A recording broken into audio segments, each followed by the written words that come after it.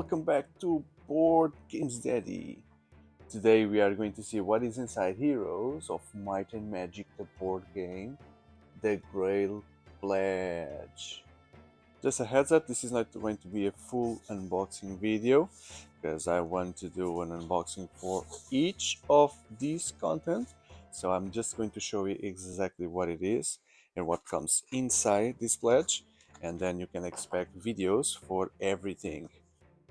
So if you're curious how these things come packed, at least this one, this is what you will find.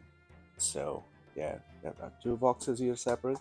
This one will include the Force expansion, the Rampart expansion, the Battlefield expansion, and then on this side we are going to see oops, forgot to take these corners. I've never seen these corner things in these boxes, so it really holds things in place.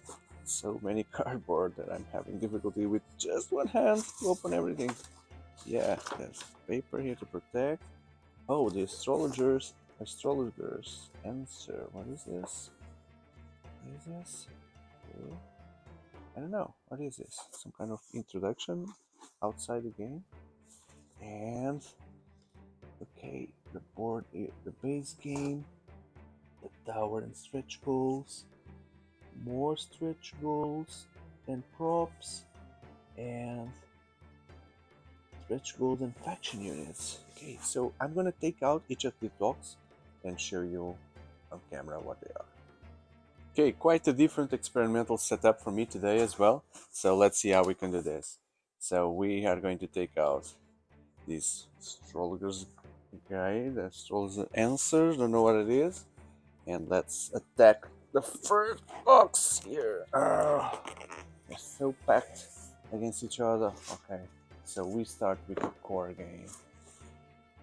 I love the artwork. So this belongs to the human faction. It is the Archangels, the strongest unit here, which is also, I believe, I don't, if my memory is not wrong, one of the classic images from Heroes of Might and Magic 3, the PC game. So I really love the artwork here.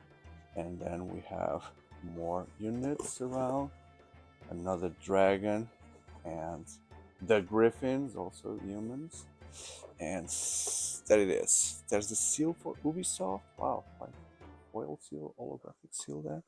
And the base game only brings 3 factions. Okay, so as I mentioned, I'm going to do a deep unboxing of each of these boxes in separate videos, but I want to have in this video at least an idea of all the content that this whole pledge brings. So the base game with 3 factions, Castle Hero, Necropolis Heroes, and the Dragon Hero models, the boards, the tiles that represent the game. If you're a fan, if you remember, so this is a game from 99, 2000, so almost 25 years have passed. Not everyone knows this game, although there is a HD version on Steam, which I believe would be having a spike of sales because of this, but it's really an old game, but probably the best for them to pick up and do this board game and not a generic version. Then what is this? One of the expansions, the tower expansion, which brings the tower expansion and some stretch goals. Okay, so we see here, which I believe is the ultimate unit from the factions of the genies or the magic guys.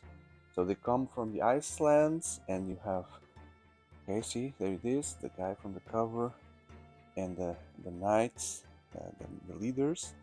And these guys, what are these guys? Includes campaigns, okay. Join forces with Sandro the Necromancer. Sandro? Sandro. Maybe it's another character for the Necros, which came in the first. Oh, sorry. Came in the first box. Yeah, the Necropolis were the first box. I don't know. These guys look like the magicians. You see, you have the high towers and fantasy stuff like Saruman, Gandalf's, the Whites, etc. Wow. Now, a fairly lighter box, to be honest. It's it's the same size but much lighter, and you can feel. I don't know what's inside, but I know it's full of minis, stretch goals, props, and neutral units. Wow, full of units indeed. This is just plastic components, morale tokens, money. Okay, so this would replace the normal cardboard tokens, yeah. Treasures, and then these miniatures, which represent the enemies you can find in combats, and the town models. Wow, wow. So let's see how many factions we can get with this stretch goal. So 1, 2, 3, 4, 5, 6, 7. 7 factions in total. We have 3 in the base game, and if I count correctly before, would be 3 in the expansions. So there is one extra that probably I'm not counting, but it's also 7 expansions. 3 on the base game and 4 more, I guess. And this yellow color, these would be the guys, the NPCs that you can fight, which some of them, I think some of them, no, are they unique characters? No, this is Alphaling, I've seen that. So I've seen these, some of these when you're fighting, and now you can use the NPC, the miniatures to represent them on fights, besides the cards. And then one more box here, which is more stretch goals and faction units. Okay, with the Manticore here on the board. There you go. What do we have here? The dungeon unit models. And oh no, I understand. So these are the base game, miniatures, which in the base game box there are no miniatures. Yeah, now it makes sense. You only have the miniatures. Let me show you the base game. You have the miniatures for the heroes to travel in the map.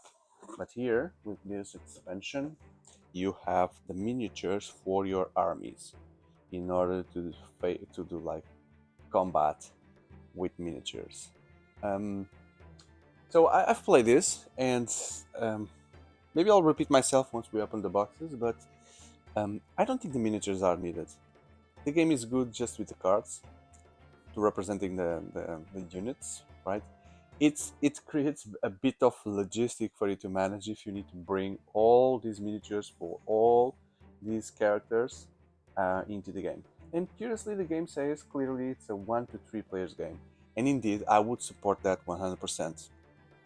More players will just bring lots of AP and waiting time, because this takes a lot between players to fight.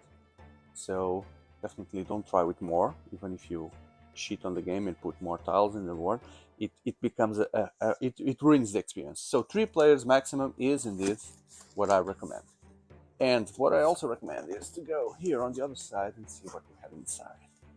Okay, 3 more boxes.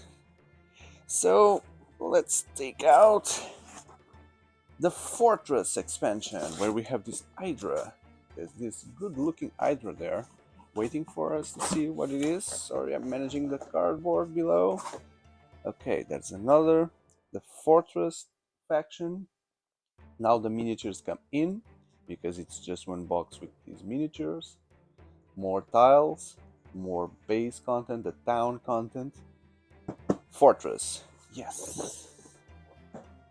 So this is also an asymmetric game, because all these factions work differently. The way you build a city, the powers, etc., which is the kind of game that I love, because you would then feel interested in exploring all those factions. Then the Rampart expansion, which has this golden dragon. It seems like a golden dragon. The Rampart, the power of the forest against the shadow of that. So this brings the forest faction, and we can see there are 3 folks, Groots here, centaurs or something, but apart from that, this is like a green dragon, not a gold dragon. That's it. Elf kind of heroes there. There we go. There you go. And the last box that you can get inside is the Battlefield expansion. The Battlefield expansion, which I guess is the most polemic here, because it's nice, but it's impossible for you to, my opinion, it's impossible for you to have this Battlefield playing the game at the same time. First, because it takes lots of space, and you'll do lots of battles. So you want, at a certain point in the game, you want battles to happen fast, and you to move forward, raise your level up, etc. Go after the map goals, and not to do this. So I guess this is going to be another option to play, which is, as it says here, 1 versus 1 game. So you can, within some rules, I'm sure, you can set up your armies, the opponent set up their armies, and you can clash with the classic battlefield from the game, which was this grid, this hexagonal grid, which is very different from the base game and how the combat works in this game. And it really says two players here. So it's an alternative way of play, which I imagine that inside you'll get just the board. See how thin this box is compared. You have the board, you have some props that you can put in the map, like obstacles for you to go around, etc. And oh, that is so the battlefield, play rates, battlefield content board, 70 cards, and some tokens. 70 cards. Which cards would this be? Probably cards that make sense for combat specifically on this expansion, and not the other one. Okay, so that's it. So I'm still curious about what am I missing here, because if I still go, I hate to do these thinkings in the video, but bear with me if you are interested in knowing the answers.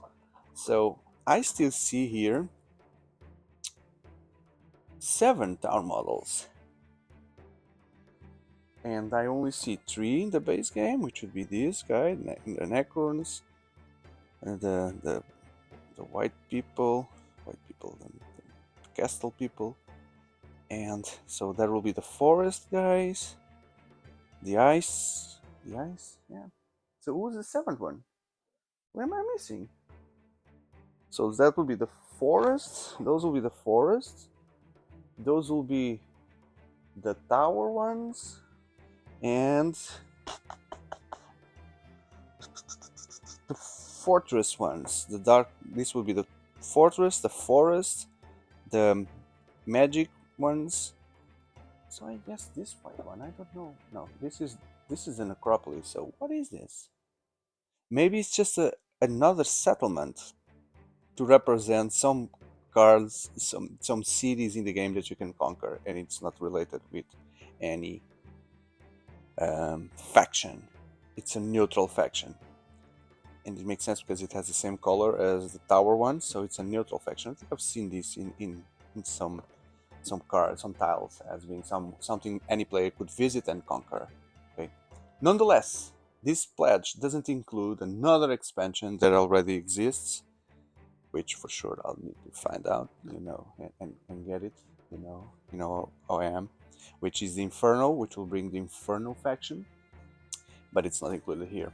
And probably more content will appear, and so I will stay tuned.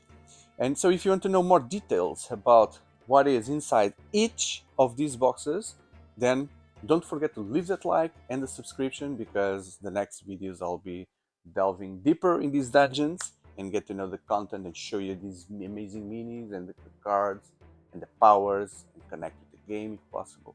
So I would truly appreciate if you would join this community and be part of it. We are almost at the 3,000, so your subscription will help towards that target. And if you like board games in general, card games in general, then I truly believe you'll find interesting content in my channel. Thank you very much.